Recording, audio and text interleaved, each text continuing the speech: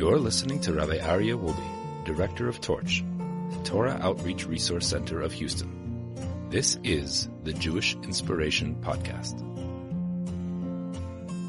Welcome back. We are at way 33.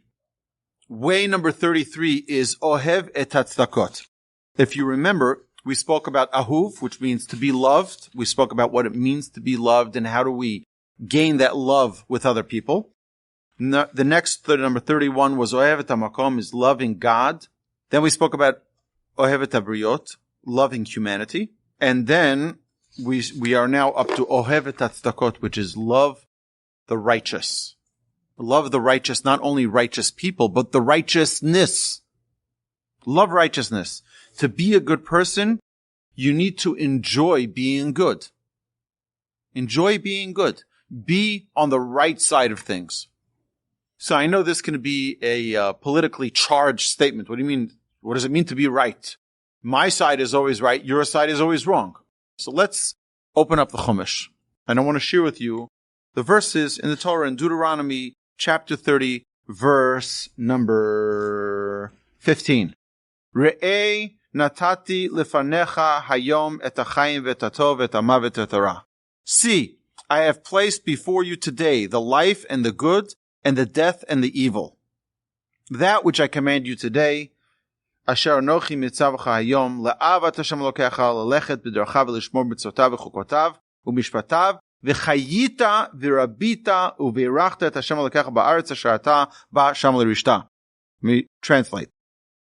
That which I command you today, to love Hashem your God, to walk in His ways, to observe His commandments, His decrees, and His ordinances, then you will live and you will multiply, and Hashem your God will bless you in the land to which you come to possess it. What a beautiful verse in the Torah. Verse 15 and verse 16. Beautiful. Let's see what the commentaries say. God is saying very clearly there are two categories you can choose. Good, bad, life and death. Those are your choices. It means life is considered good. Death is considered bad. What is life? And we see that there are many people in life who are not good. They're choosing death while they're alive. You have to understand the Talmud says, Tzadikim, the righteous, b'misasam kriyim chaim, even when they're dead, are considered living. And Rishaim, evil people, even in their life, b'chayim, af b'chayim, are considered dead. That means that even when someone is living in this world, they could be dead. And even when someone is passed on from this world, they could be living. Why? Because of the choices one makes. If someone makes a choice that is, and God gives us the qualifications of it, follow my ordinance. This is the manual. We spoke about this in way number 14. We spoke about the written Torah. This is God's manual for living. You want to know how to live life? God gives us a manual. God tells us exactly what we need to do. He's the owner's manual. He's the manufacturer. He writes exactly. He created us. He tells us, listen, you want to maximize this product? This is the way you maximize the product. You want to do it your own way? Good luck. Try to buy any product. You buy any type of piece of electronical device. You buy a new phone.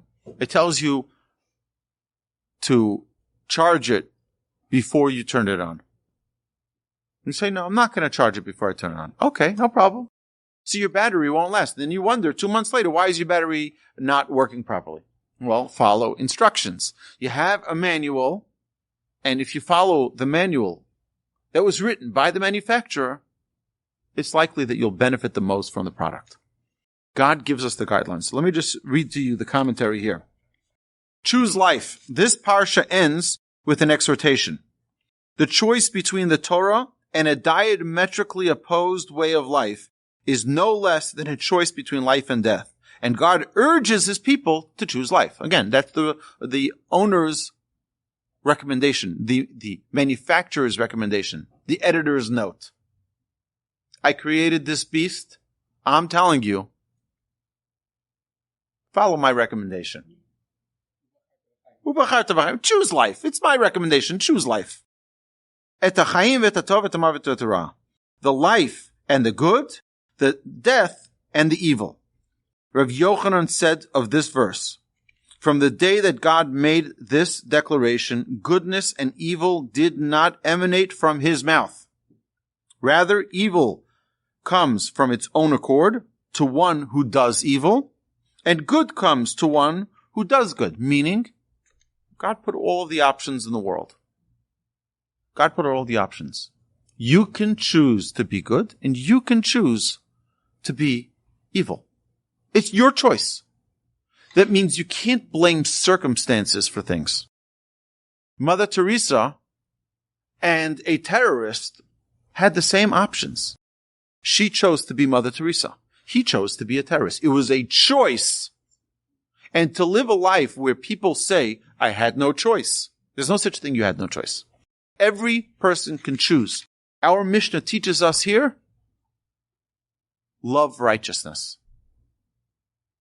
Love righteousness, be righteous. The Torah recommends this as well. The Torah here in Deuteronomy chapter 30, verse 15 and 16. God himself is telling us, choose righteousness.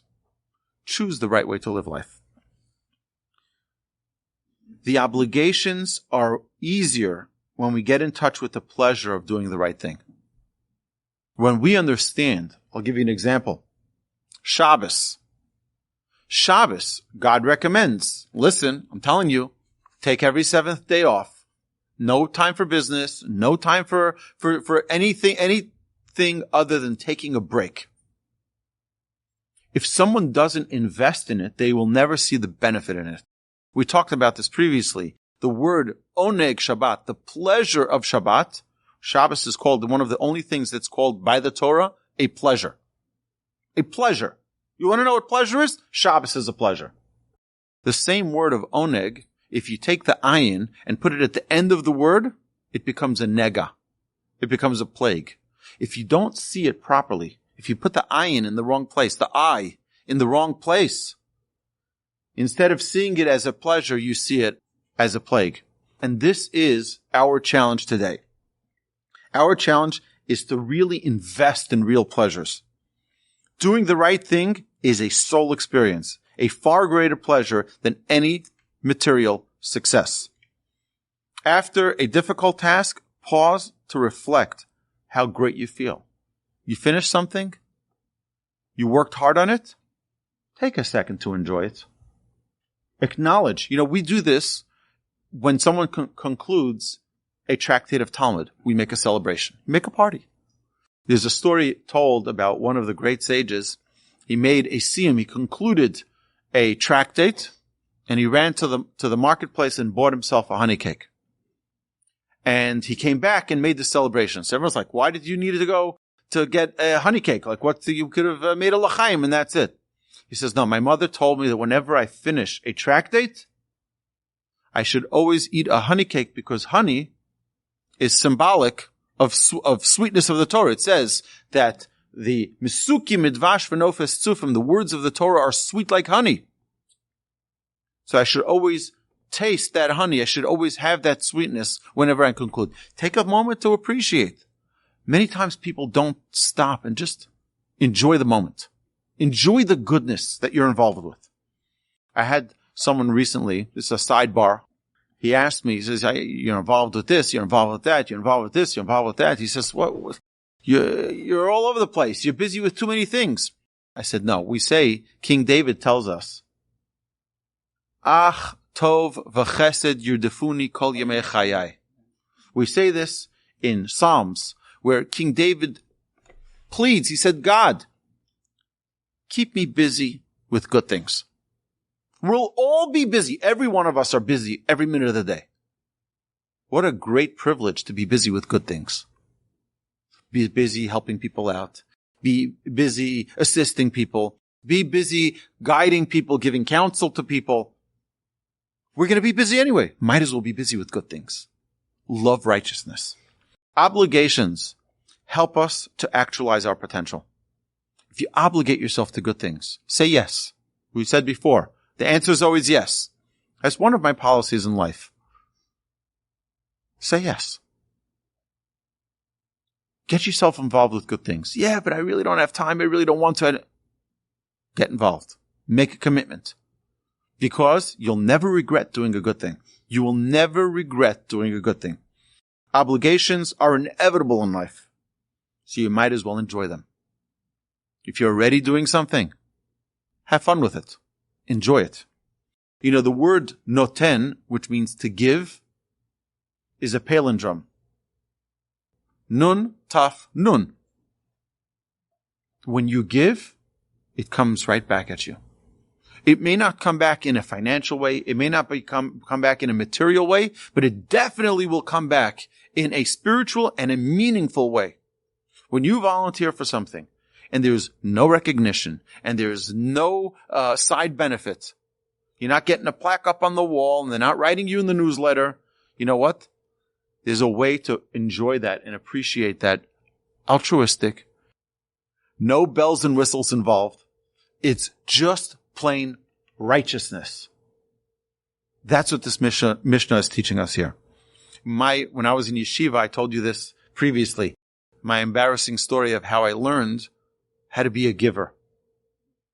I would bring my snacks, my special delicacies from the United States, and I would hide them in my closet in my dorm room.